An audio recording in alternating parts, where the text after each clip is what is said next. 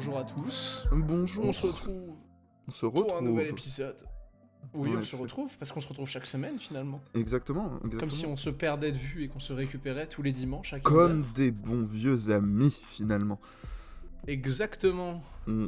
Aujourd'hui, petit épisode sur Mr. Chris Bosh, Monsieur Chris Bosh, le dino, le Vélociraptor. le Vélociraptor, légende de C'est vrai Toronto, légende de Miami. Ah, une légende NBA finalement.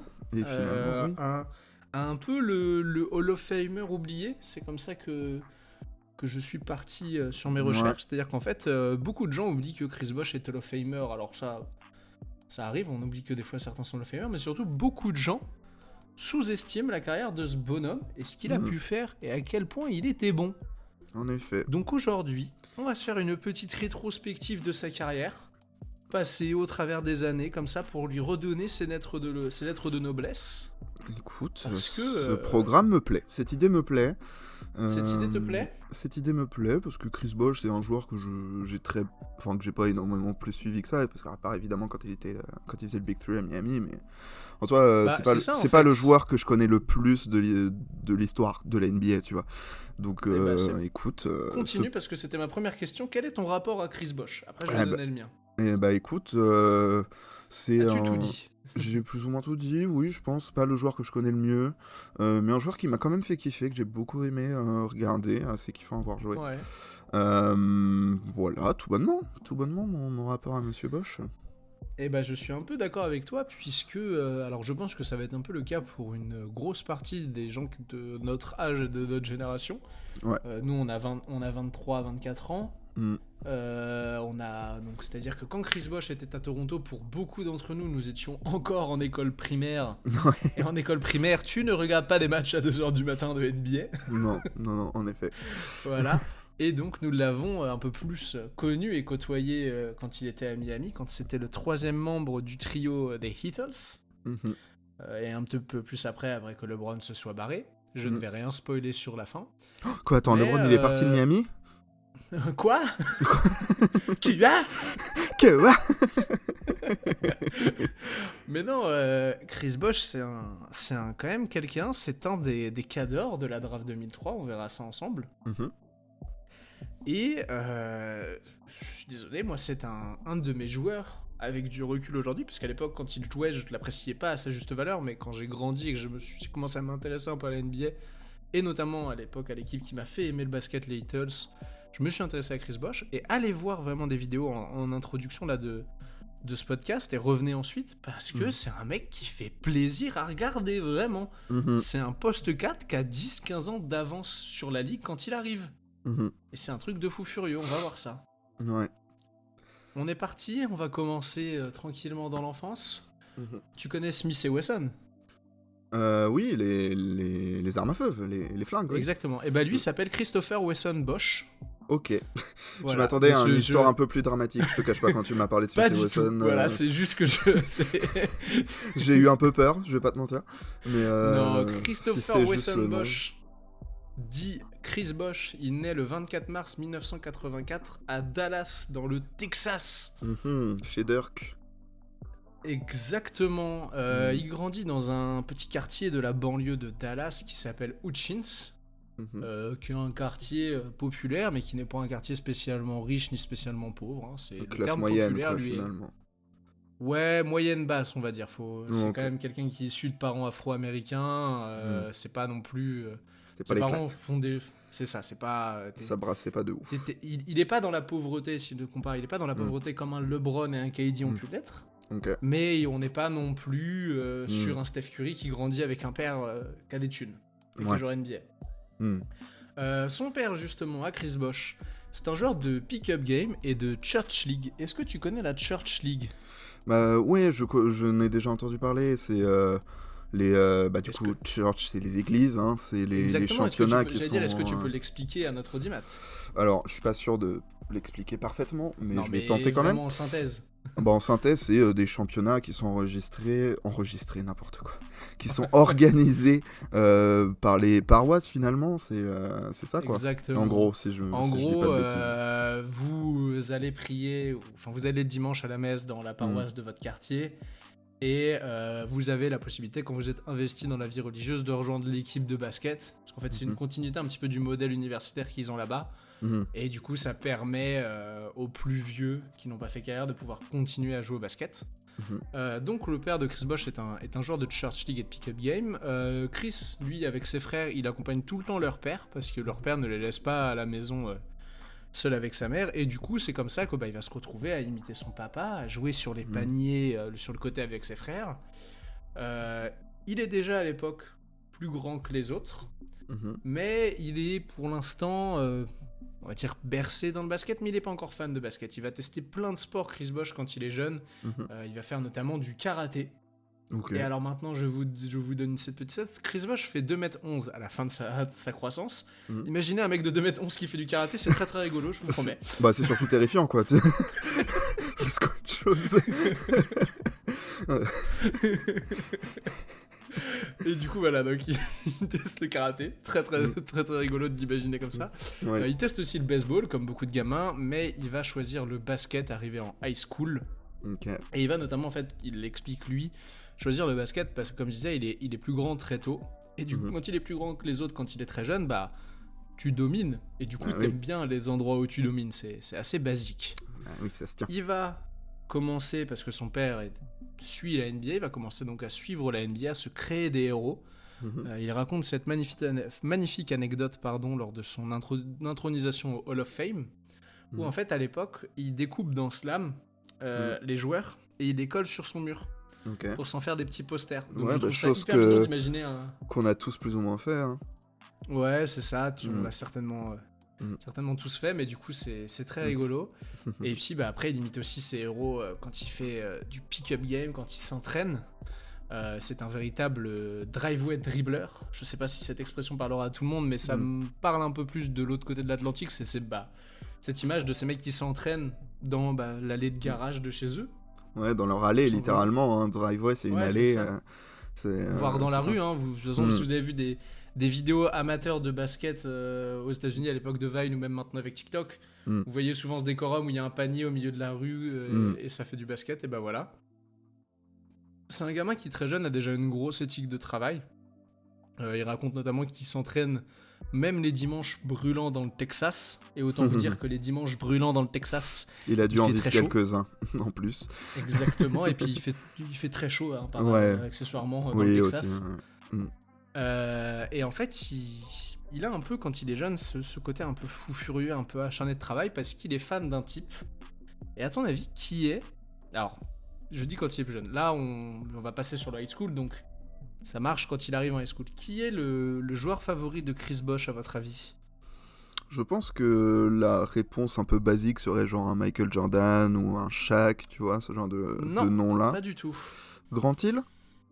Non plus. Le joueur préféré de Chris Bosh, c'est Kevin Garnett. Parce que il dit, je me reconnais beaucoup en fait dans le jeu de Kevin Garnett, j'aime beaucoup son jeu parce que c'est comme moi un grand, un peu longiligne et fin. Et il fait un peu tout sur un... NBA à cette époque-là. KD arrive très tôt en NBA. Oui, 98, non, c'est là où si je dis pas de bêtises, même un petit peu avant, j'aurais dit 97, mais peut-être 98 exactement. Ok. Mais du coup, quand lui est en high school, Kevin Garnett arrive en NBA, il le voit et il s'identifie beaucoup. Et il explique qu'il va beaucoup modeler son jeu, notamment par rapport à ça. Et un autre fait qui va un peu modeler et expliquer le jeu qu'aura Chris Bosh plus tard en NBA, donc comme je disais en introduction de poste 4 un peu moderne, c'est que les médecins au début l'annoncent à 2 mètres à peine. Donc en fait, lui modèle son jeu en se disant je vais être ailier, pas je vais être ailier fort, pivot. Du coup, c'est pour ça qu'il aura à la suite ce petit handle. Revenons au high school. Il joue pour le high school de Lincoln. Alors ça me fait beaucoup rire parce que j'imagine vraiment qu'il joue pour le président des États-Unis, comme je suis débile. Et ce petit lycée américain où les salles ne sont pas climatisées, et dans le Texas il fait vite chaud, surtout quand tu joues au basket. Les premières années elles vont être assez compliquées, notamment il en parle. Merci au système américain qui fait s'affronter des gamins qui ont 12 ans et 17 ans comme s'ils avaient à s'affronter. C'est toujours un plaisir. Et lui, ça va le marquer parce que Chris Bosh, on a parlé dans le podcast sur Drazen, je ne sais pas s'il sortira avant ou après, ce sera au pire du foreshadowing. de ces joueurs qui détestent la défaite. Chris Bosh déteste la défaite et c'est un enfant qui pleure après chaque défaite. Vraiment, il chiale. Et il chiale particulièrement en 2001, quand avec son équipe du coup de Lincoln High School, ils échouent à un seul match d'être champion national. National. Et là, champion national. Là, à ce moment-là, il chiale vraiment beaucoup. Et à ce moment-là, il y a un de ses meilleurs amis qui vient le voir et qui dit « Mais mec, pourquoi tu pleures tout le temps quand on perd ?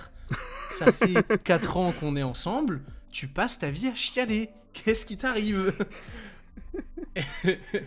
Et le petit Chris, il lui explique que en fait, il pleure pas parce qu'il est triste spécialement de la défaite, bien évidemment, il a un peu les boules, mais en fait, il dit, j'ai surtout à ce moment-là l'impression que le travail que je fournis chez moi, parce qu'il considère qu'il s'entraîne dur à l'époque, il dit c'est pas assez, c'est pas suffisant et ça ne vaut rien en fait. Et du coup, il dit ce côté-là en fait me fait pleurer parce que j'ai l'impression de faire tout ça dans le vent parce que lui très jeune, il court après ce rêve d'être pro. Et c'est aussi paradoxalement ce qui le pousse à encore à chaque fois augmenter le niveau d'intensité qu'il a dans ses entraînements. Ça va payer parce que en 2002, donc l'année suivante, avec Lincoln High School, ils vont faire un 40-0. Ils vont être champion national, donc d'abord champion du Texas, puis champion national. Et Chris Bosh, à l'époque, fait déjà 2m11, donc il a déjà atteint sa taille adulte. Il fait 2m11 au lycée ? Oui, il fait 2m11 au lycée. Je pense qu'il devait dominer un petit peu. Légèrement, mais Chris Bosh a une particularité. C'est un joueur intelligent, c'est un joueur ultra collectif. Ses stats sur le match de la finale sont des excellentes stats, mais comme tu disais, 2m11, tu peux t'attendre d'un mec au lycée qui t'envoie 50 wamps. Oui. Et non, il t'envoie un petit 23 points, 17 rebonds, 9 contre. Excellente stats, on va rien dire. C'est très très bon. Mais pour ceux qui suivent un petit peu le high school américain, il y a des types qui dominent vraiment beaucoup plus fort que ça quand ils sont très grands, très tôt, plus athlétiques que les autres. On se souvient de Julius Randle en high school qui était un putain de Stremont, et même Andrew Wiggins. Oui. Donc en 2002, il y a beaucoup de titres honorifiques qui vont pleuvoir pour le jeune Chris. Après ce 40-0, il va être nommé High School Player of the Year par Basketball America. Il sera le Powerade Player of the Year du Texas. Il sera McDonald's All-American. Évidemment. Il sera First Team All-America par Parade. Il sera All-America par eSport. Second All-American Team par USA Today et Slam. Et le titre le plus prestigieux. On est au Texas, un état où le basket, quand même, ça pèse. Le football américain aussi, mais le Texas, il y a beaucoup de gens. Il y a beaucoup de gens qui jouent au basket. Il est Monsieur Basketball du Texas. Monsieur Basketball. Mr. Basketball. Ouais. C'est très cool comme nom de trophée déjà. J'aime beaucoup. Monsieur Basketball. Tu connaissais pas le trophée de Mr. Basketball ? Non, du tout. Alors en high school, donc je fais une petite vlog. En high school, tous les états élisent leur Mr. Basketball. En gros, c'est... Je sais pas s'il y en a qui ça va parler. NBA 2K17, quand vous jouiez Prez, vous commenciez en high school, puis vous alliez en université et vous finissiez en NBA. Et ben, en high school, tu étais Mr. Basketball. En gros, c'est vraiment le meilleur joueur le meilleur joueur de... C'est ça, le meilleur joueur de l'état. Et en gros, c'est un peu l'état est derrière toi, ma gueule, va tout casser par la suite, parce que comme ça, tout le monde te suit dans ton coin, tu vois. Genre, t'es une figure... populaire proche importante en étant très jeune. Bah non, je connaissais pas du tout ce trophée là, incroyable. Et bah écoute, tu viens de découvrir le titre de Mr. Basketball. En plus de ça, il y a 3 universités du coup qui vont se manifester pour s'attirer les services de Mr. Chris. L'université de Floride, l'université de Memphis et Georgia Tech. Est-ce que tu sais laquelle des 3 il a choisi ? Dans Floride, Memphis, Georgia Tech. Il a pas fait Georgia Tech ? Exactement. Il choisit les Yellow Jackets de Georgia Tech, notamment parce que le coach de l'époque, Monsieur Paul Hewitt, respecte le désir de Chris de devenir pro. Et en plus de ça, Chris le dit, il aime beaucoup le jeu offensif qui est proposé par Paul Hewitt, notamment le jeu de transition. Et je trouve ça très cool d'entendre un mec qui dit j'aime bien le jeu de transition que tu proposes. Ça démontre, je trouve, un petit peu le QI basket et l'intelligence de Chris Bosh. À ce moment-là, il en parle dans son discours, encore une fois, d'intronisation Hall of Fame. Sa vie change. Sa vie change parce que c'est un jeune afro-américain issu d'un milieu populaire. Il a fait tout son lycée dans le Texas, dans des salles pas climatisées, sous 45 degrés, à crever de chaud. Là, il découvre les salles climatisées ouvertes 24 heures sur 7. Enfin, 24 heures et 7 jours sur 7. 24/7, ouais. Ouais, 24/7, exactement. Il explique que en fait, c'est tellement une nouveauté pour lui qu'il veut tellement s'entraîner que les coachs le sortent de la salle en disant « Non mais arrête de t'entraîner, tu vas te blesser !» Rentre chez toi au bout d'un moment, Chris. C'est ça, parce que lui dit « Mais en fait, moi, j'ai plus trop chaud, donc je suis heureux. » Et en plus de ça, ça lui donne accès aux études supérieures parce que ses parents lui avaient fait comprendre très jeune que si tu n'avais pas de bourse sportive, Chris, tu ne ferais pas d'études supérieures, on n'a pas les moyens. Et du coup, il est super content parce qu'il a cette bourse. Il va étudier quelque chose à l'université, et je vais faire un petit aparté sur le basket. Est-ce que tu sais ce que va étudier Chris Bosh, qui est, seul indice que je donnerais à l'époque, très bon en maths? Il va étudier les maths. Et bah non, il va pas du tout étudier les maths. Il va étudier le codage. Ok, Chris donc Bosh, c'est un nerd, en fait. Exactement, Chris Bosh, il parle de CSS, il code l'HTML et JavaScript. Ok. je t'avoue que celle-là, je m'y attendais pas énormément. Je sais bien, et c'est pour ça que je l'ai sorti, je trouve cette anecdote exceptionnelle. Chris Bosh code, et pareil, je vais pas forcément en reparler, donc j'en profite. Il explique que c'est quelque chose qu'il va garder avec lui quasiment tout au long de sa carrière NBA, où en fait il dit c'est quelque chose qui me calme. Ah mais oui, je crois que j'avais entendu parler de ça, qu'il codait pour le calmer. Je tiens cette anecdote de l'excellent bouquin Eatles de Nicolas Méchel que tu m'avais offert à mon anniv. C'est vrai. Où il en parle un peu plus. Ah mais oui, c'est et donc vrai. c'est tiré d'une interview et en fait il explique vraiment que en fait il trouve ça hyper intéressant parce que ça demande de savoir gérer sa frustration le coding. Oui. Et du coup il dit que ça se retransmet bien au basket. Fin de parenthèse. Il est très bon avec les Yellow Jackets. Première saison avec le numéro 4 sur le dos, il envoie 15,6 points, 9 rebonds, 2 contres. Malheureusement, ce qui est très propre. Ce qui est très très propre au niveau universitaire. Malheureusement, les Yellow Jackets sont un peu trop courts pour la March Madness. Okay. Ils perdent aussi en quart de finale du tournoi de conférence de la ACC. Et à l'époque, Paul Hewitt explique que c'est pas la raison pour laquelle ils le font pas, mais il rencontre un problème avec Chris Bosh, c'est qu'en fait, c'est censé être la star, mais il est trop collectif. Il veut trop impliquer tout le monde. Il est pas assez égoïste. C'est ça, il veut trop se role-playeriser. Je sais pas si vous voyez ce que je veux dire. Et du coup, c'est un peu Paul Hewitt qui va lui faire comprendre que, écoute, mon grand, va falloir que t'aies un petit peu d'ego si tu veux aller être pro et être quelqu'un dans la grande ligue. Ça va beaucoup servir à Chris Bosh, qui va être élu d'ailleurs Freshman of the Year de la ACC. En gros, on lui a dit, Christophe, tu es trop gentil. Sois un peu plus méchant. C'est très bien d'être gentil, mais tu vas te faire On lui a dit, muscle ton jeu. Exactement. Fais attention, Christophe. Muscle ton jeu. Et donc, Christophe va aller se déclarer à la draft 2003. La fameuse. Et le fameux draft 2003, il est drafté en quelle place ? En 4. Exactement. Yes. Il est drafté en 4 par les Raptors dans une draft légendaire comprenant notamment Darko Milicic. En 3 par les Pistons. Exactement.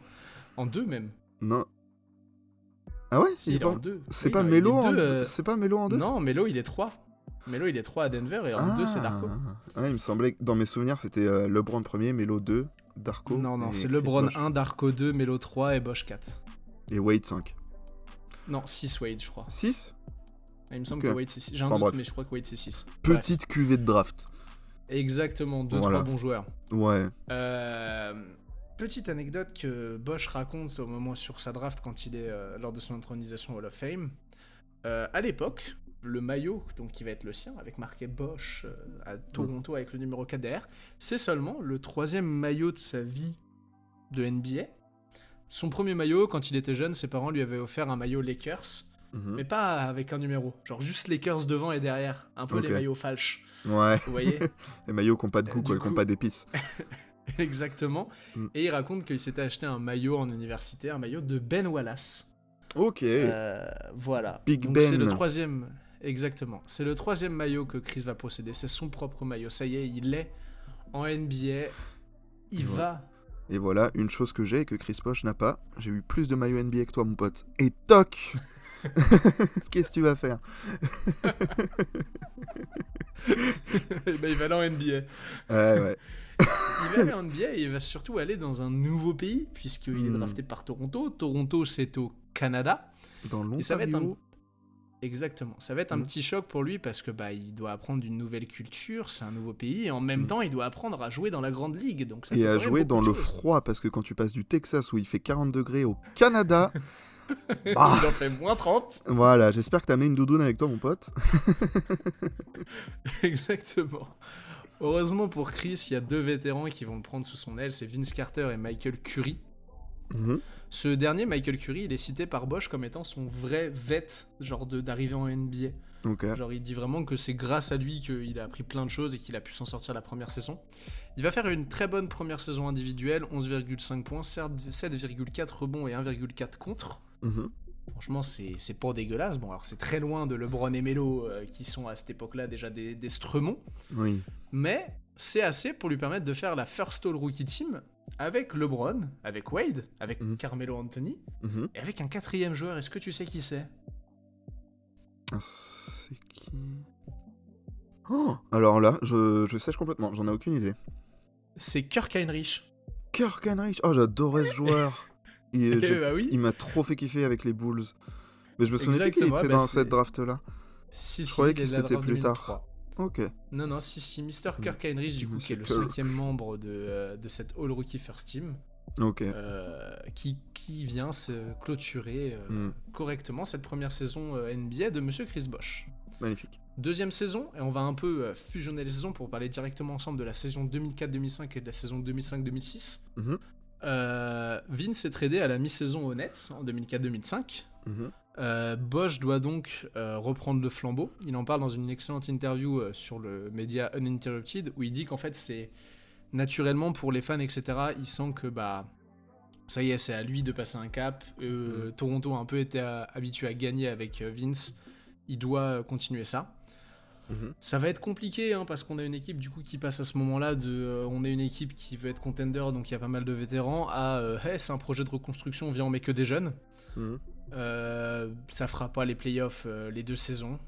La première saison en 2004-2005, Chris s'améliore quand même, il tourne à 16,8 points, 8,9 rebonds, 1,4 contre toujours. Mais il passe un vrai cap lors de la saison 2005-2006, où cette fois-ci il monte à 22 points et demi, 9,2 rebonds, il rajoute 2,6 passes, il retombe à 1,1 contre, mais première saison à plus de 50% au tir, première saison à plus de 20 points de moyenne, ça y est, Chris Bosh, 3e année NBA, s'installe dans le paysage des postes 4 de la Grande Ligue. Bah oui, il se fait son petit nom, mine de rien, monsieur Christophe. Exactement, la saison collective des Raptors n'est toujours pas là, et je vais pas en passer des heures, mais honnêtement... c'est pas forcément imputable à Chris Bosh, c'est aussi lié au fait que, allez regarder à l'époque les trades et les choix qu'ils ont fait chez les Raptors, on n'a pas le nez partout. Il y avait qui chez les Raptors à cette époque-là? Attends, justement, tu vas voir. Alors, à l'époque, en 2005-2006, il joue avec Charlie Villanueva, qui est un excellent pivot de NBA à l'époque. Charlie Villanueva, il n'y a rien à dire. Mais globalement, sur les lignes arrière... Tu vises pas le titre avec Villanueva titulaire, quoi. C'est le truc. Non, c'est assez compliqué. Sache que Villanueva a mis plus de 50 points dans un match NBA, je l'ai appris dans cet épisode. Oh putain, moi je l'apprends maintenant. Et exactement. Et c'était dans la saison 2005-2006, il a mis 51 points par un moment donné. Bref. Okay. 2006-2007, c'est l'heure du changement pour Chris Bosh, pour les Toronto Raptors. Objectif, play-off. Les Raptors trade justement Monsieur Villanueva à la mi-saison, à l'intersaison, pour le meneur de jeu TJ Ford. Et en plus de ça, en 2006, je sais pas si tu te souviens, mais les Raptors, ils ont le first pick. Non, je me souviens. Ah, mais si! Mais oui! Mais si! Et qui est-ce qui draft? La macchina d'Italie, Andrea Bargnani. Exactement, avec cet accent qui n'est pas raciste parce que c'est un pays développé. Wow. Et oui, monsieur Andrea Bargnani. Premier first pick européen de l'histoire. Exactement. Donc accompagné de TJ Ford, d'Andrea Bargnani et avec dans le sac à dos son extension qui vient de signer avec les Raptors de 65 millions sur 4 ans. Jolie bague. Exactement, il s'apprête à débuter. T'allais dire autre chose. Oui, vraiment. La saison va commencer avec ce qu'on pourrait décrire un shaky start, c'est-à-dire ça démarre bien, mais c'est pas terrible. Les Raptors galèrent un petit peu, mais ils arrivent quand même à être à 50% au moment du All-Star Break, notamment porté par un Bosch qui est tonitruant et qui va aller choper sa première étoile. Magnifique. Après son élection, après avoir été voté du coup pour le All-Star Game, il pète un plomb, et là il fait un mois de janvier où il est nommé joueur du mois de janvier et où il tourne à 25 points et 9 rebonds. Je sais qu'aujourd'hui en NBA on a l'habitude de voir des mecs tourner à 35 wimp. Comprenez bien qu'à l'époque 25 points ça te place clairement dans les meilleurs scoreurs de la ligue. Ouais, c'était pas la même pace quoi. On joue un peu plus lentement. Exactement, et puis pareil, Chris Bosh est un mec qui n'a quasiment jamais pris dans sa carrière plus de 18 tirs de moyenne par match. Donc on est sur un bonhomme un tant soit peu efficace. Ouais, plutôt. On est sur des perfs Tim Duncanesque, j'ai envie de dire, niveau efficacité. En plus avec une coupe de cheveux à l'époque, fantastique. Ces locks là. Exactement, il ressemble un peu à Snoop Dogg d'ailleurs, je trouve. Ok, je vois plus ou moins ce que tu veux dire, mais ok. Alors, je trouve que Chris Bosh, aparté, je trouve que Chris Bosh, on dirait un mélange. Alors, quand il a ses dreads, on dirait Snoop Dogg, mais on dirait aussi des fois Jamie Foxx. Ouais, c'est le fils. C'est un peu le fils de Snoop Dogg et Jamie Foxx. Ouais, je capte.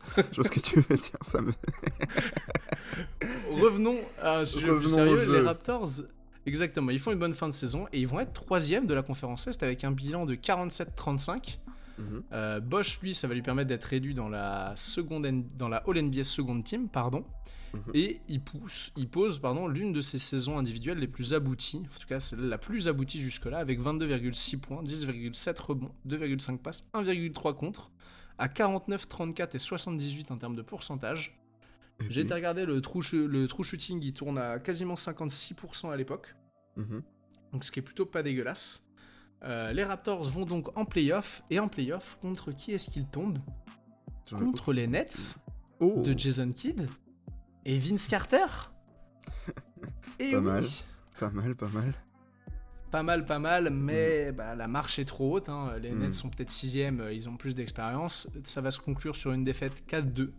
C'est compliqué, honnêtement, pour Chris Bosh. Alors, en termes de série, ça fait 1-0, 1-1, 2-1, 2-2, et après, les Nets finissent quoi. Les Raptors manquent de prendre le match 5 et ils perdent le 6. La fameuse importance du match 5 dans une série. Exactement.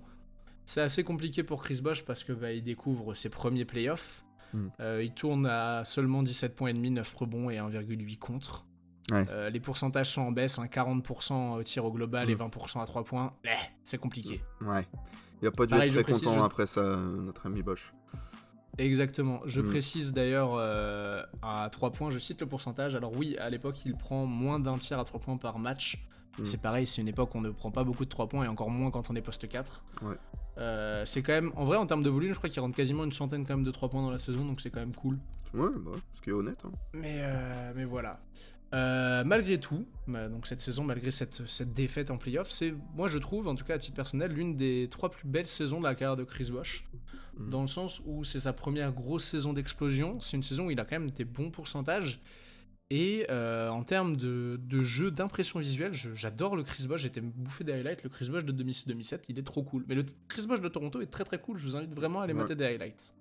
Ouais. On part direction 2007-2008. Une saison qui va être moins bonne d'un point de vue collectif pour les Raptors. Bilan à l'égalité, 41-41, 6ème de conférence. Les Raptors sont sortis en playoff. T'es à 50% de victoire et tu finis 6ème. Oui, les temps ont changé, d'accord. C'est l'époque où la conférence Est puait la dèche. Ouais, puis là, ça pue la défaite. Exactement. Dites-vous que ça veut dire que le 7 et 8 sont certainement en bilan négatif. Bah ouais, c'est ça qui est terrible. Les Raptors sont donc sortis en playoff par le Magic de Dwight Howard. Pour autant, si collectivement c'est toujours pas ouf, Bosh lui continue de progresser. Alors il ne progresse pas spécialement dans les stats, il reste dans les moyennes de la saison précédente. Par contre, si vous allez regarder les stats avancées, il a son meilleur PER en carrière et il a son top 3 true shooting percentage en carrière aussi. Donc c'est des stats avancées, mais pour ceux qui ne sont pas experts, c'est des stats qui permettent de juger du niveau d'efficacité d'un joueur. Alors le true shooting, dans sa capacité de shoot, ça pondère en fait le fait qu'un 3 points ce soit plus dur qu'un lancer franc, etc. Et plus vous êtes élevé, plus ça veut dire que vous êtes bon. Et alors quand on connaît votre style de jeu, ça en dit encore plus. Et le PER, c'est pareil, hein, c'est l'efficience du joueur par rapport au nombre de possessions qu'il joue. Donc voilà, c'est son meilleur PER en carrière, son top 3. Il est de nouveau All-Star pour la deuxième fois d'affilée. Et en playoff, par contre, là ça progresse. Ça y est, il a pris la mesure. Alors certes, il a passé la marche, ça y est. Il a passé exactement, il va passer à 22, il va retourner sur son 22, 10 et 2 contre habituel. Il va quand même poser un petit 39.15 rebonds au Game 4 contre le Magic. Sympathique. Contre un Dwight Howard qui devait être type boy ou qui l'avait pas encore été peut-être. C'est le Dwight Howard à l'époque. C'est le Dwight Howard candidat MVP quoi. C'était exactement, il est candidat MVP, il a des qualités athlétiques de dingue. Et, Superman. Et voilà, exactement, c'est le Superman. Ouais. Mais bon, 2007-2008, donc pas une grosse saison collective. Il va pouvoir se réconsoler, je dirais, parce qu'à l'été, qu'est-ce qu'il y a à l'été en 2008 ? Il y a les Jeux Olympiques de Pékin. Exactement, de Beijing. Et il va aller gagner l'or au JO de 2008 avec la Redeem Team. Il est à l'époque le pivot backup de Monsieur Dwight Howard, justement. Quelle équipe cette Redeem Team aussi. Exactement. Tu peux nous citer des joueurs comme ça, pêle-mêle ? Pêle-mêle, LeBron, Kobe, Wade, Kidd, Paul, non ? Il y a Tyson Chandler, je crois, si je me souviens bien aussi. Paul, Howard. Il n'y a pas Tyson Chandler parce que justement, il y a Dwight Howard et il y a Chris Bosh. Il y a Deron Williams dans cette équipe. Il y a aussi Michael Redd. Michael Redd, ouais. Enfin bref, des beaux noms, quoi. Exactement. Des noms qui ronflent, ouais. Comme je disais, donc, Dwight Howard est meilleur rebondeur de Team USA avec 9 rebonds de moyenne sur cette campagne. Et il y a 2 petites anecdotes qui sont très intéressantes à raconter sur cet été-là. Déjà, il y a une anecdote, c'est l'anecdote du premier jour avec Team USA. Chris Bosh dit « Ah, c'est mon premier jour avec Team USA et je veux montrer que je suis un leader, donc je me dis, je me lève plus tôt que tout le monde, je vais plus tôt que tout le monde au petit déjeuner. » Il dit, il arrive, et dit « Et là, je vois Kobe, trempé de sueur. » Genoux dans la glace, et je me dis putain, cet enfoiré, en fait il était déjà en train de s'entraîner avant, alors que, parce qu'il faut replacer dans le contexte, 24 heures avant, il dispute, je crois que c'est le Game 7 des finales contre les Celtics, qu'il vient de perdre. Et il dit non mais à ce moment-là je comprends que j'ai beau m'entraîner très fort, je ne serai jamais Kobe. Mais c'est une très belle anecdote qui méritait d'être citée. Donc voilà un petit peu comment Chris Bosh. Et puis il parle d'autre chose. Beaucoup de gens pensent que c'est cet été-là que le Big Three des Heatles se serait formé. Pour Chris Bosh, lui explique que si ça a peut-être joué entre LeBron et Wade, il ne se permettra pas de parler pour eux, mais pour lui ça n'a pas joué parce qu'en fait il explique qu'à l'époque, l'un de ses regrets, il dit je suis trop timide, genre je joue aux cartes avec les gars, je suis là, etc. Mais il dit je suis un peu une mouche sur le mur. Dans le sens où je parle pas beaucoup, je m'impose pas vraiment. Et il dit, c'est un de ses regrets, il dit je pense que j'aurais pu parler un peu plus avec les gars, etc. Chris Bosh a quand même une personnalité un peu introvertie, quoi. Ouais, non, même pas spécialement introverti, mais on va dire que ce n'est pas un alpha. Et dans la Team USA remplie d'alpha, et ben quand tu te contentes d'être un mec qui est très bon dans ce que tu fais mais que tu cherches pas à prouver que t'es le meilleur, bah tu passes des fois un petit peu au travers, on va dire. Enfin pas au travers, mais tu es un peu transparent. Voilà donc pour cet été 2008, direction la saison 2008-2009, gros trade des Toronto Raptors puisqu'ils ramènent Jermaine O'Neal. Oh. Très bon joueur, Jermaine O'Neal. Incroyable joueur, oui, avec les Pacers monstrueux au début des années 2000. Exactement, pour faire un petit front de courte avec Chris Bosh là pour l'aider, et il sera tradé à la mi-saison. Jermaine O'Neal, on en reparlera plus tard. Gros début de saison donc des Raptors qui démarrent en 9-1, mais le soufflet retombe assez rapidement. Et les Raptors galèrent à être à 50% au moment du All-Star Break. Alors c'est notamment dû aux blessures, mais bon, l'effectif globalement n'est pas folichon. Pas au niveau, ouais. Exactement. Du coup, on arrive, comme je disais, à la mi-saison. Jermaine O'Neal, du coup, je te disais, il est tradé. Et à ton avis, est-ce que tu te souviens contre... Alors, est-ce que tu sais, pas que tu te souviens, mais est-ce que tu sais contre qui il est tradé et où il va ? Jermaine O'Neal... il va pas à Boston, Jermaine O'Neal ? Non, il est tradé à Miami contre Sean Marion. Ok. Non, je savais pas du tout. J'avais pas. Je savais même pas qu'il avait joué. Je me souvenais pas qu'il avait joué à Miami. Si. Il a fait, je crois, une saison à peine, ou peut-être 6 mois seulement au Heat. Parce qu'en fait, c'est l'époque où Pat Riley commence à voir l'été 2010 arriver et il veut que des fins de contrat. Ouais. Voilà. Fin de saison assez cata pour les Raptors. Avec un bilan de 33-49, synonyme de pas de playoff. Terrible. Mais Bosh, malgré tout, tourne à 22,7 points de moyenne et il est de nouveau élu au All-Star Game. La saison collective n'est pas bonne et pourtant Monsieur Colangelo va proposer une extension à Chris Bosh pendant l'été. Mais ce dernier va refuser. Alors est-ce que c'est qu'il a déjà un plan en tête? Est-ce que c'est qu'il trouve que l'effectif n'est pas bon? On n'en sait rien. Ou est-ce qu'il veut prendre plus? En tout cas, il refuse. Et donc, on arrive en 2009-2010 sur sa contractière. Et quelle contractière de Chris Bosh. Clairement, un effectif qui est remanié. Alors, il y a à l'époque José Calderon qui est déjà là, mais qui vraiment explose. On a Monsieur Demar DeRozan qui est drafté en 9, que Chris Bosh prend directement sous son aile pour le mentorer. On a aussi l'arrivée de Reggie Evans, de Chris Humphries, alias l'homme qui a été marié à Kim Kardashian pendant 2 mois, de Jared Jack et de Amir Johnson. Une belle petite équipe. Et une belle petite équipe de la fin des années 2000. Ouais, c'est ça, qui est relou dans cette période-là, quoi. Exactement. Bosh, lui, est en mode MVP et pose ses meilleures moyennes en carrière. 24 points, 11 rebonds, 51% au tir, un leadership monstrueux, encore une fois au All-Star Game. Mais ça ne suffit pas. Parce que Chris Bosh va se blesser à 10 matchs de la fin. Et là, les Raptors vont faire une très mauvaise série. Et vont avoir la très mauvaise idée, lors du dernier match de la saison, de perdre le match contre leur concurrent direct à la 8ème place, les Bulls. Et donc, pas de play-off. Ah, c'est terrible. Exactement, pas de play-off. Les Bulls sont 8ème avec un bilan de 41-41 et les Raptors sont 9ème avec un bilan de 40-42. C'est dur, mais c'est la dure loi de la NBA. Et ça amène donc un Chris Bosh qui n'a pour l'instant pas refait les play-offs depuis 2008. Ouais, c'est ça, donc depuis 2 ans, à son statut d'agent libre en 2010. La Free Agency en 2010, peut-être l'une des plus grandes de l'histoire. Je pense qu'on peut peut-être même dire là. Exactement, une des plus attendues de l'histoire. Avec cela, c'est pas des poissons à pêcher, moi j'ai mis c'est des mégalodons. Ouais, c'est ça. Pour n'en citer que 4, vous avez Wade, LeBron, Bosh et Stoudemire. Voilà, on est sur de gros poissons, en effet. Oui, bah déjà il y a LeBron, donc à partir de ce moment-là... Il y a le meilleur joueur de tous les temps, donc bon. C'est ça, et puis à l'époque il est en pleine bourre. Hein. Oui. Donc, qui dit Free Agency dit les GM qui font leur meilleur tour de magie et leur meilleur spectacle de claquettes. C'est pas vraiment vrai, mais en tout cas on essaye de séduire comme on peut les joueurs. Et c'est Monsieur Pat Riley qui va rentrer dans la danse. Et alors là, je vais vous donner l'anecdote au complet parce qu'elle mérite d'être racontée. Chris Bosh donc est dans ses bureaux à Houston où il reçoit les équipes une par une. Alors il va d'abord recevoir les Rockets, il va recevoir les Raptors, il va aussi recevoir les Bulls et il va recevoir le Miami Heat.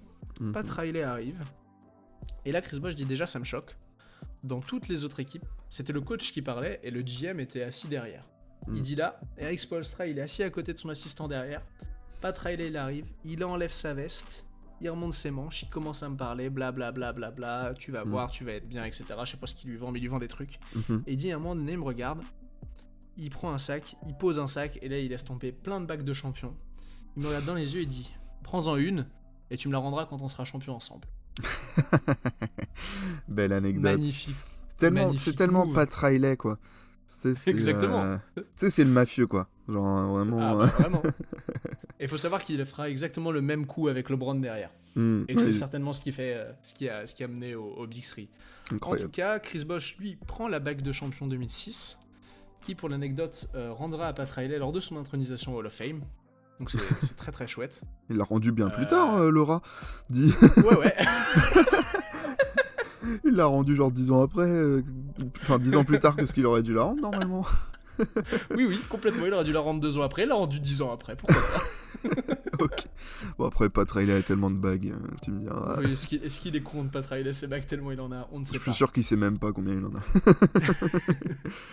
Voilà. Et du coup, fin de cet entretien, et là il y a une deuxième anecdote, c'est le père de Chris Bosh, qui comme je disais tout à l'heure est un fan de basket, et donc un fan de basket des années 80, fan de Pat Riley.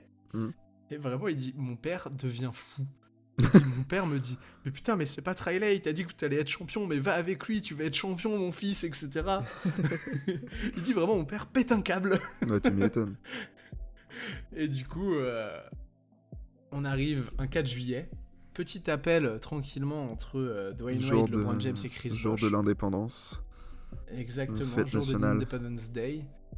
Les 4 s'appellent et là LeBron dit bon on se retrouve à Miami. Dwayne Wade dit bah j'en suis et Chris Bosh dit bah comment que j'en suis. Et du coup c'est le moment officieusement où tout s'acte entre les trois.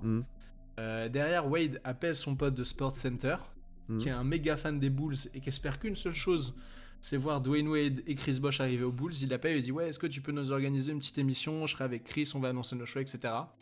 Et vraiment allez regarder parce que vous allez voir un mec tout joyeux se décomposer en direct.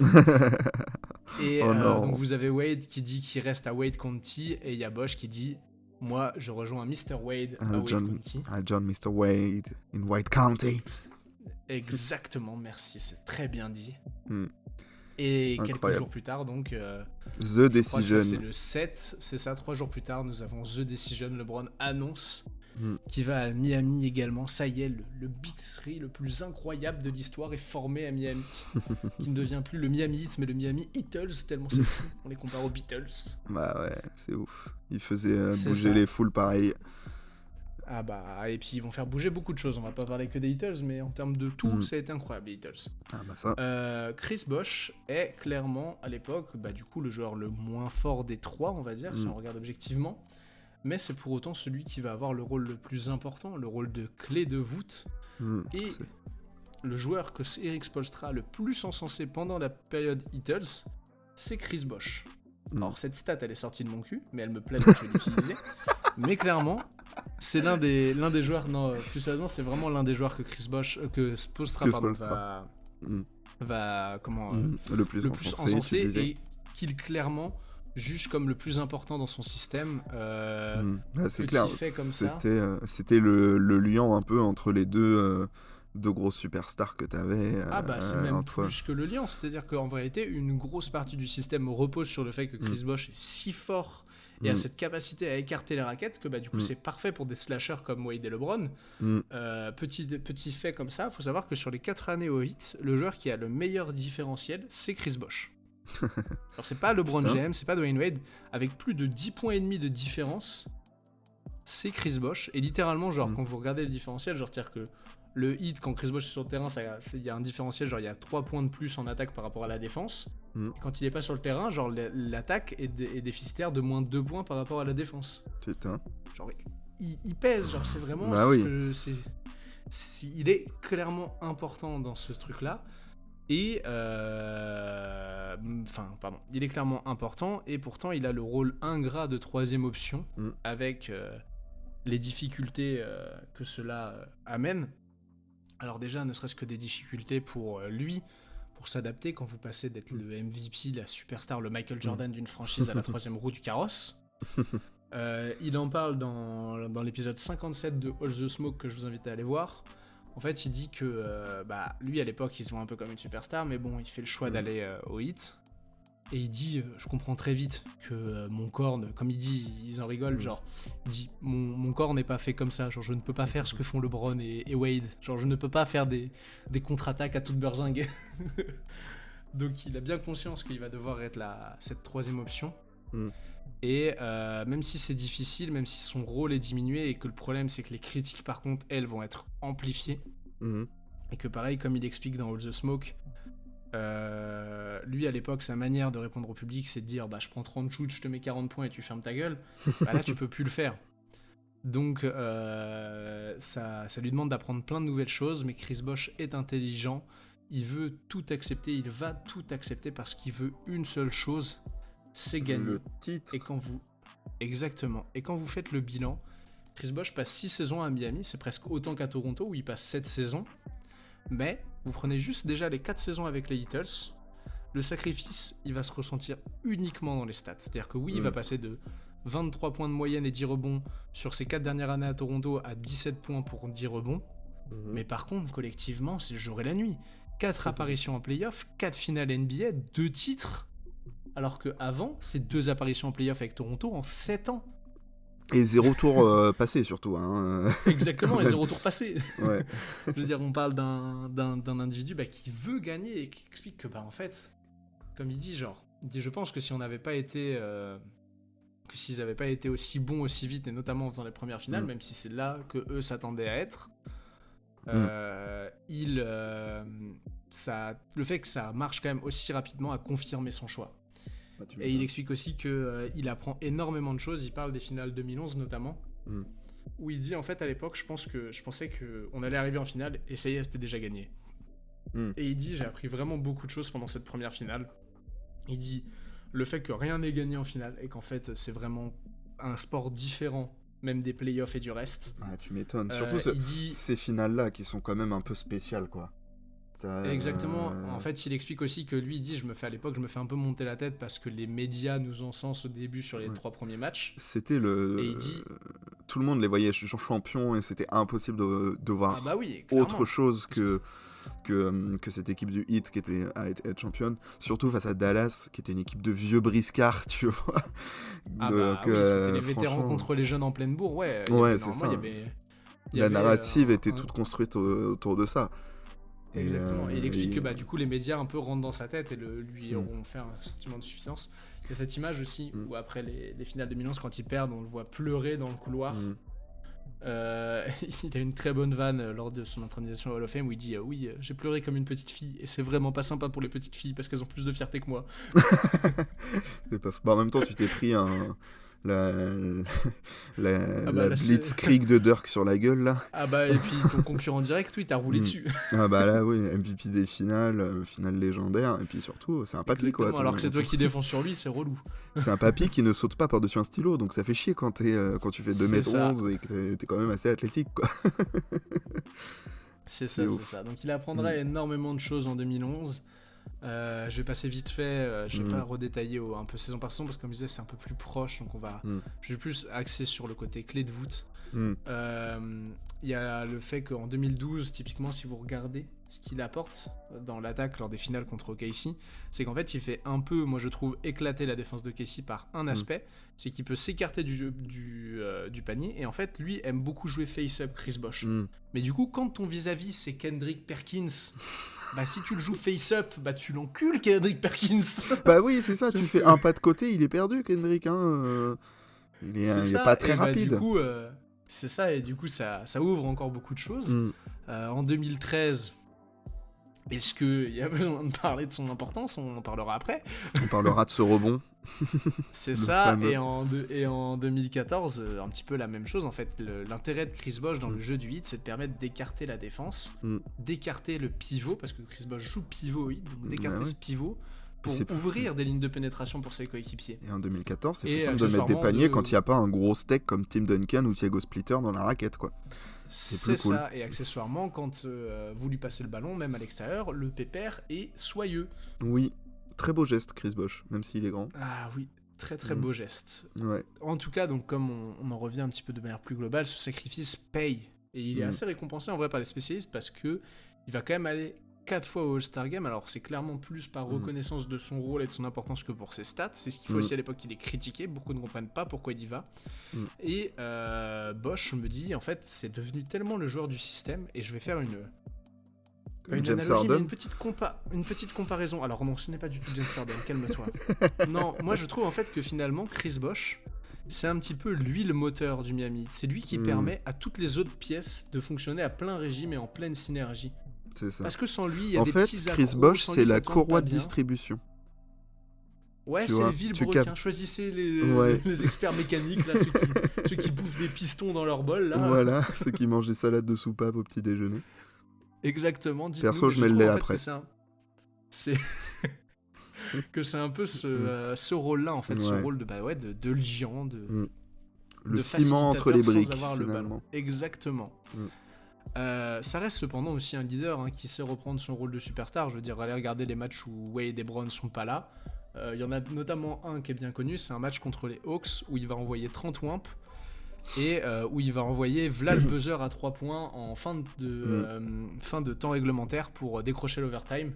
Et vous avez le Wade et LeBron qui explosent, on dirait des cadets sur le banc, c'est un truc de ouf. Genre, ils sont là, ils sautent et ils courent vers lui sur le terrain, c'est incroyable. C'est de très belles images et qui permettent donc de montrer que Chris Bosh est toujours Chris Bosh. Ah oui, mine de rien. Et comme je dis, c'est ça, et comme on disait, donc superstar, liant, capable de pousser des coups de gueule. Il en pousse notamment un au début de la saison 2013-2014 du Heat qui est pas bonne du tout. Où il explique que en fait, il y a cette anecdote où en fait il rentre dans le vestiaire, il regarde tout le monde et il dit mais là, c'est pas une équipe qui vient d'être 2 fois championne NBA. On ne mérite rien, on ne mérite même pas de faire les playoffs. Et je crois que derrière, si vous regardez les stats, il me semble qu'après cette déclat-là, c'est marqué dans le bouquin de Nicolas Michel, je crois qu'après cette déclat-là, ils font genre un mois de décembre où ils font genre 16 victoires pour 4 défaites. Donc un bonhomme qui était écouté et dont je vais finir un petit peu la présentation au Heat par un petit pêle-mêle de ses meilleurs matchs. Je vous invite à aller voir son 40 points contre les Nuggets en novembre 2012. Je vous invite à aller voir le Game 7 contre les Celtics en 2012, parce qu'il y a le Game 6 de LeBron, mais allez voir le Game 7 de Chris Bosh en 2012. Solide. Il est plus que solide, il revient de blessure et vraiment il est très très bon dans ce Game 7. Chris Bosh, n'importe quoi. Kevin Garnett dans la poche arrière. Exactement. Tout bonnement. Quand c'est son idole de jeunesse en plus, excuse-moi, mais voilà, c'est magnifique quoi. C'est magnifique. Tu veux une petite anecdote comme ça avec Chris Bosh et son idole de jeunesse? Je veux une anecdote, je vis pour ça. Allez, tu vis pour ça? Ouais. Chris Bosh raconte que la première fois qu'il a joué contre Kevin Garnett, il dit je suis sur le terrain et je lui dis je suis fan de toi, et il dit Jay me dit de fermer ma gueule. Et ensuite il commence à me trash talk genre pendant le match. Et il dit, et il y a un truc que j'ai jamais compris, et il dit c'est ce jour-là que j'ai compris que j'étais pas fait pour trash talker. Il dit à un moment, il me regarde et il m'appelle Cry Baby Mama. Et il dit mais je n'ai toujours pas compris aujourd'hui de qui il parlait quand il parlait de Cry Baby Mama.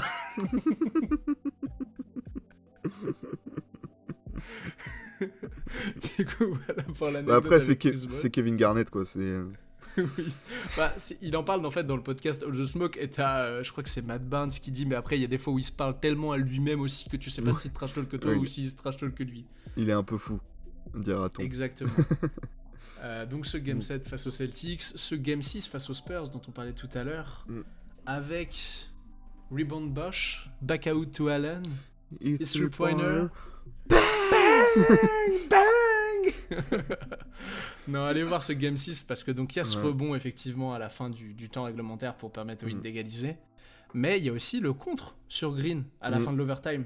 Oui. En vrai, le contre, il est propre sa mère. Hein. L'autre il saute pas, mais alors il prend vraiment que le ballon et vraiment c'est non, ça c'est à moi. Voilà. Les fans des Spurs en PLS actuellement. Mais exactement. Allez voir ce match, allez voir cette série. Et en vrai, pareil, allez voir du coup les séries de 2012 et la série de 2014 parce que. Alors surtout 2012-2013, donc comme je disais, 2012 il mange Perkins, il fait éclater un peu la défense. En 2013, il permet quand même d'écarter pas mal Tim Duncan. En 2014, il permet de l'écarter aussi, mais les Spurs trouvent une réponse collective. Et il en parle d'ailleurs dans le podcast avec donc dans All the Smoke, où il dit aujourd'hui, quand je revois le match, il dit la série, il dit le seul regret que j'ai, c'est que si à l'époque je décide plutôt de passer le cap, de tirer vraiment beaucoup plus à 3 points plutôt que tirer à mi-distance à 2 points. Il dit mais Tim Duncan est obligé d'être sur moi. Et il dit mais alors là ils ont aucun ajustement. Et en fait il explique que ils auraient fait en sorte de fermer les lignes de drive pour LeBron. Mais il dit mais moi j'aurais pu réaliser la plus grande série de ma carrière. Oui c'est clair. Parce que ils seraient jamais venus close out sur moi. Ouais. Et puis, les Spurs auraient été obligés de mettre genre un duo sur lui parce que il aurait pu plus le suivre je pense. Mais Dio est quand même plus petit.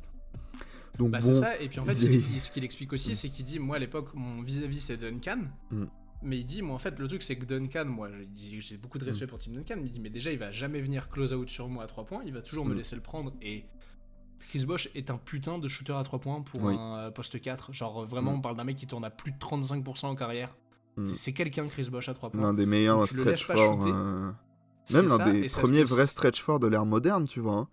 Je pense qu'il y a lui. On en parlera un petit peu à la fin quand on fera un peu un pêle-mêle large sur lui. Ouais, je dirais lui et Kevin Love, quoi. Ah bah clairement. Et puis Chris Bosh a cette capacité à poser le ballon au sol, à pouvoir dribbler. Oui. Et en fait, il explique que contre Tim Duncan en 2014, il aurait clairement pu soit lui dire si tu viens close out, moi je vais te prendre au dribble. Et sans manque de respect à Tim Duncan, Chris Bosh est quand même plus athlétique et plus rapide que Tim Duncan. Oui, surtout que c'est vieux Tim Duncan à cette époque-là. Bah oui.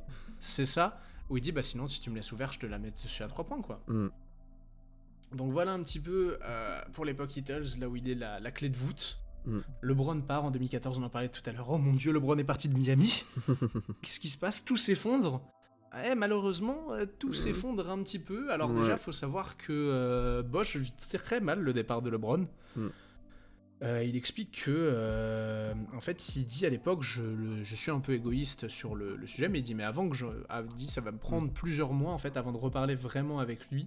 Il dit à l'époque, je comprends pas pourquoi il revient pas alors qu'on peut faire des choses extraordinaires. Il dit, je suis dépité et tout, et puis il dit surtout, moi ça fait 4 ans que je suis 3ème option, et là on me regarde, on me dit faut que tu remettes 25 points par match. Il dit je veux bien, mais ça fait 4 ans que je fais pas ça, je suis peut-être un peu rouillé. Rouillé, il ne le sera pas du tout, puisqu'il va montrer que malgré qu'avec son nouveau rôle, il n'a rien perdu de son époque Toronto. Il fait évoluer son jeu, il fait évoluer dans la continuité, du coup je disais de la saison précédente, où il commence à s'écarter à 3 points, là il s'écarte définitivement, il monte à plus de 4 tentatives par match, il en met 37% et demi, il remonte à 21 points de moyenne, il est encore élu All-Star, je crois que c'est la 10e fois consécutive qu'il est élu All-Star. Franchement, ce début de saison du Heat à l'époque, tout va bien. Ils ont drafté Justice Winslow, ils ont une belle petite équipe, si je dis pas de bêtises, ils ont genre Shabazz Napier à la main, il y a D-Wade, il y a Justice Winslow, il y a Bosh, et le pivot c'est l'époque où Hassan Whiteside explose. Ouais, il y avait du potentiel dans cette équipe, Winslow et Napier à cette époque-là, on y croit beaucoup. Exactement, Napier qui est drafté d'ailleurs sous recommandation de LeBron, parce que LeBron dit que c'est son joueur préféré dans la QV de 2014. Napier, champion NCAA et MOP, si je dis pas de bêtises. Exactement, avec Villanova. Yukon, non? Je sais plus. Yukon, oui, non, Yukon, t'as raison, Yukon. Non, si, c'est Yukon, t'as raison. Ok.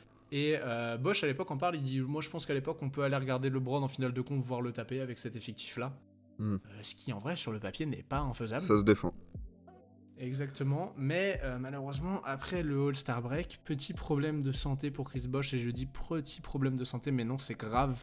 Il sent une gêne dans les poumons, il va à l'hôpital, on commence à lui faire passer un scanner, et là on lui dit monsieur, vous allez nous rejoindre en chambre en fait. Alors du coup il va en chambre, il commence à être un peu tubé, etc. partout, il a le truc dans le nez pour respirer. Le médecin arrive, voilà, vous avez un caillot de sang dans les poumons, vous avez un risque du coup d'embolie pulmonaire, et on vous le dit, les 48 prochaines heures sont critiques parce que peut-être tu vas mourir. C'est ça, si tout se passe bien, ça va aller, si tout se passe pas bien, tu claques. Fun. Du coup, c'est pas fun. À cette époque-là, il a quoi? Il a 32 ans, un truc comme ça, non? 32, 33, attends, on va en revenir après. À cette époque-là, il a 30 ans. 30 ans, ok. Oui, il a 30 ans. Il passe du coup 15 jours à l'hôpital. Il va subir 2 opérations assez importantes, mais heureusement, il est mis hors de danger. Alors, il est out pour la fin de saison, mais il est hors de danger. Lui explique qu'après la première opération, il dit c'est dur. Parce que ça fait 15 jours que je suis dans un lit, il dit mais j'ai pas à réapprendre à marcher. Il dit je sais marcher, par contre il dit j'ai à peu près, il expliquait qu'en fait il dit je suis capable à ce moment-là de sortir de mon lit, de faire un aller-retour dans le couloir et ensuite je dors pendant 20 heures, tellement je suis fatigué. Ah putain. Donc c'est très dur, mais Chris Bosh est un bosseur, Chris Bosh va tout faire pour se remettre correctement et pouvoir réattaquer la saison 2015-2016. Il est de retour dès la reprise et franchement il contribue à nouveau très rapidement, 19 points de moyenne, 7 rebonds et demi, toujours 36% à 3 points. Il continue jusqu'au All-Star Game, il est de nouveau All-Star, mais encore une fois, après le All-Star Break, malchance. Alors il a joué plus de matchs que la saison précédente, il en avait joué 44 en 2014-2015, et il en jouera 53.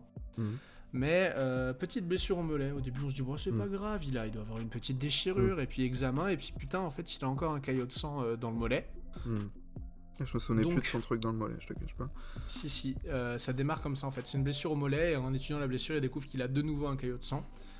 Hop, rebelote, comme on dit, cependant les médecins cette fois vont avoir un verdict différent.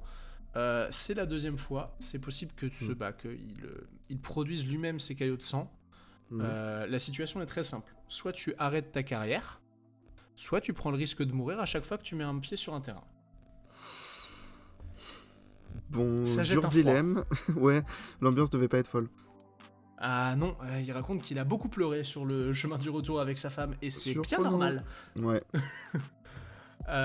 Donc voilà, 31 ans, la blessure est déclarée carrière ending par la NBA. Donc en gros, la NBA ne l'autorise pas à rejouer. Ouais, logique. En tout cas, tant qu'il est pas clear. 31 ans, pour vous donner un petit exemple, c'est actuellement l'âge d'Anthony Davis. Donc vous imaginez, Anthony Davis, là, c'est fini. Voilà, c'est terminé, c'est salut. Putain. Ciao mon pote. Ciao Pantin. Exactement. Donc tout son rêve, tout ce pourquoi il s'entraîne depuis qu'il est tout petit, c'est jeté à la poubelle. Et c'est une info qui est très dure à encaisser par Chris Bosh. Tu m'étonnes. Il explique que lui, à l'époque, en vrai, il a une grosse chance, comme il dit, c'est d'avoir sa femme à ses côtés. Et c'est assez beau quand il en parle, parce qu'il dit vraiment que... Il fait vraiment comprendre que sans elle, il aurait pu être dans des eaux bien plus troubles que ce qu'il a été, et qu'en vrai, ça a quand même globalement été parce qu'elle était là. C'est beau l'amour. Exactement. Le hit va aussi pas mal l'aider, parce qu'ils vont encaisser la formation. Elle est dure aussi, t'as ton joueur, parce que c'est vrai que j'ai pas dit, mais quand LeBron se barre en 2014, Bosh il re-signe 4 ans, 118 millions. Putain, tu mets 118 millions, tu l'as signé il y a 2 ans, et là il peut plus jouer. Mais le hit est plutôt classe, merci Pat Riley. Ils annoncent que ils vont en fait échelonner son contrat sur la saison prochaine, donc il va toucher tout le reste de son contrat la saison prochaine, et après il sera coupé, donc ça lui permet quand même de toucher son salaire, et ça c'est très très classe. En 2017, il est définitivement coupé par le hit.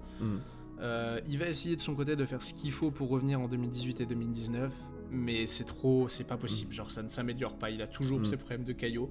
Et en fait, il faut comprendre que j'ai pas été regarder la maladie en détail, mais de ce que lui a l'air d'en dire, en fait, c'est pas dangereux dans la vie de tous les jours, parce que, il y a assez peu de chances que le caillot remonte au cœur ou soit suffisamment gros pour que ça se bloque. Ouais. Et je pense, il le sous-entend pas, mais je pense que ça peut aussi être lié au traitement qu'ils ont des fois en NBA pour certaines blessures. Mais que si tu fais du sport, le problème c'est que ton sang circule beaucoup plus, et là le caillot peut être amené à passer par le cœur et potentiellement à provoquer un arrêt cardiaque ou une embolie pulmonaire. Donc en 2019, annonce de la retraite. Dans la foulée, Pat Riley dit « Plus personne ne portera le numéro 1 à Miami ». Est-ce que c'est bien clair ? Est-ce qu'on s'assoit tous là, c'est clair ? Donc cérémonie de retrait de maillot et direction l'après-carrière à 31 ans. Alors que, comme il dit, à l'époque, il dit, quand j'étais jeune, j'étais coéquipier avec Vince Carter, et je prends ma retraite avant lui, alors que lui, il est 8 ans plus vieux que moi. En même temps, Vince Carter, c'est un peu un surhomme pour ça aussi. Exactement. Faut être honnête. Mais du coup, 31 ans, retraite en 2019, donc à 33 pour le coup. Il va être intronisé au Hall of Fame en 2021. C'est le premier joueur de la QV de 2003 à être intronisé au Hall of Fame. Franchement, très beau speech. Je vous invite à aller le voir, il est dans les liens que je vous mettrai dans l'épisode, dans les sources. C'est souvent un peu chiant, je trouve, les discours de joueurs au Hall of Fame, parce que des fois il se passe un peu de pommade. Mais il est assez cool, celui de Chris Bosh, et il a surtout une très belle phrase que je voulais citer. Comme il dit, en fait, je pleure énormément. Il dit oui, je sais, je suis un homme émotif, je pleure. Mais à chaque fois que j'ai pleuré, c'est pas parce que c'était la fin de quelque chose, c'était parce que c'était le début de quelque chose de nouveau. Et je trouve ça très beau, donc je voulais le citer. Merci pour cette belle phrase. Depuis, Chris Bosh est devenu père de famille à plein temps, puisqu'il a de quoi faire quelques matchs de basket, puisqu'il a 5 enfants, donc il peut déjà créer une équipe. Petit pick-up game dans le jardin, allez. Exactement, donc il est devenu, redevenu un père de famille à plein temps. C'est un house husband en fait. Exactement. Comme c'est un passionné de musique, il a monté son propre label qui s'appelle Daddy Jack Records. Ok, je sais pas. Incroyable. Et le label a pas fait grand chose, mais il y a notamment un son avec Gucci Mane et Rico Love qui s'appelle Miss My Wo. Ok. Que j'ai été écouter et que c'est pas mon style musical. Je pense que c'est pas certaines personnes, mais c'est pas mon style musical, on va dire. Ok. Et puis il a aussi écrit un livre qui s'appelle Letter to Young Athletes, où il donne ses meilleurs conseils aux jeunes athlètes et à comment, son expérience, etc. Comment faire face à certaines épreuves. Et voilà, tranquillement, pour monsieur Chris Bosh. Tranquillou Bilou, qui aujourd'hui aborde de nouveau sa magnifique coupe époque Raptors. Yes. Le retour de Snoop Dogg. Exactement. G.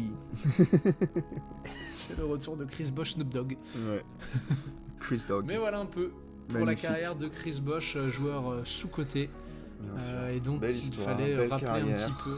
Beau joueur, magnifique. Ah franchement, tout est beau, tout est beau. Bah en vrai, je voulais qu'on parle un petit peu là, de se garder 5 minutes pour parler un petit peu juste d'un côté un peu plus déconstruit.